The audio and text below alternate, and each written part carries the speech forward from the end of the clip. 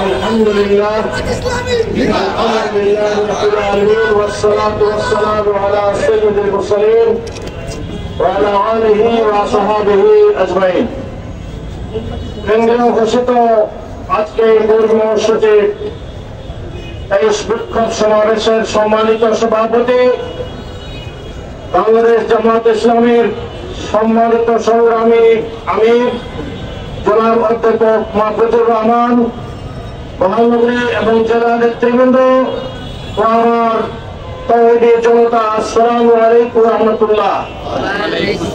গতকালকে আপনারা জেনেছেন এবং দেখেছেন যে জুলাই যোদ্ধারা আমাদের তারা পদযাত্রার মাধ্যমে তারা এই গণবিপ্লবকে জনগণের কাছে পৌঁছিয়ে দেওয়ার জন্য তারা সারা দেশব্যাপী পদযাত্রা করে যাচ্ছিল।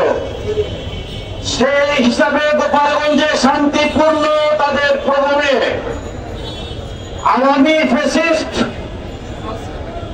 তাদের নিষিদ্ধ ঘোষিত ছাত্রলীগ সশস্ত্র অবস্থায় তাদের উপর আক্রমণ করেছে। শুধু আক্রমণ করেনি, তারা তাদের স্টেজ এবং সভাস্থলে অগ্নিসংযোগ করেছে। তাদেরকে হত্যার উদ্দেশ্যে তারা অস্ত্র ব্যবহার করেছে, তারা ডিসি অফিস আক্রমণ করেছে, তারা কারাগার আক্রমণ করেছে, তারা টিএনও অফিস আক্রমণ করেছে, তারা এসপি অফিস আক্রমণ করেছে। এই দল কি কোন গণতান্ত্রিক দল? এই জন্য আমরা বলি আওয়ামী লীগ হচ্ছে একটা গজব পার্টি। বাংলাদেশের জন্য এই গজব পার্টি, এই গজব পার্টিকে রাজনীতি করার কোন অধিকার নেই। ছাত্রলীগকে যেভাবে নিষিদ্ধ করা হয়েছে, আওয়ামী লীগকে চিরদিনের জন্য নিষিদ্ধ করতে হবে। সমস্ত গণতান্ত্রিক অধিকার থেকে তাদেরকে নিষিদ্ধ করতে হবে। বাংলাদেশের জনগণ আবার তাদের নতুন করে আবার এই গতকালকে চরিত্র তারা দেখেছে যে আওয়ামী লীগের কোন পরিবর্তন হয়নি। বিগত 5ই আগস্টের পূর্বে তারা যেভাবে জনগণের উপর গুলি চালিয়েছে, হেলিকপ্টারের মাধ্যমে ব্রাশ করে মানুষকে হত্যা করেছে, তারা গোপন আয়নাঘর তৈরি করে হত্যা করেছে, গুম করেছে, খুন করেছে, তারপরও তাদের মধ্যে কোনো অনুশোচনা আসেনি। তারা জাতির কাছে কোনো ক্ষমা চায়নি। তারা আবার তাদের নতুন চেহারা গোপালগঞ্জে দেখিয়েছে। এটা কি বাংলাদেশের জনগণ মেনে নিবে?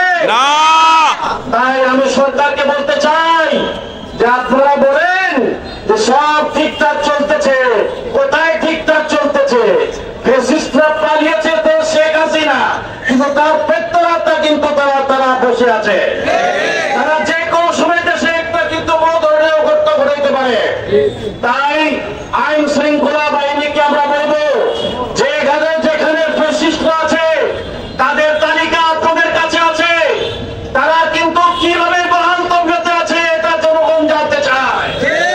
অনতি বিলম্বে শুধু গোপালগঞ্জ নয়, সারা দেশ থেকে এই ফ্যাসিস্ট যারা আছে তাদেরকে চিহ্নিত করে তাদেরকে আইনের আওতায় এনে তাদেরকে শাস্তি ব্যবস্থা করতে হবে। এবং আগামী দিনে আইনের মাধ্যমে এই ফ্যাসিস্ট আওয়ামী লীগ গজব পার্টিকে বাংলাদেশের জনগণ থেকে পরিত্রাণ পাওয়ার জন্য চিরদিনের জন্য নিষিদ্ধ করে আইন পাস করতে হবে। এই আহ্বান জানিয়ে আমি আমার বক্তব্য শেষ করছি। আল্লাহ হাফেজ।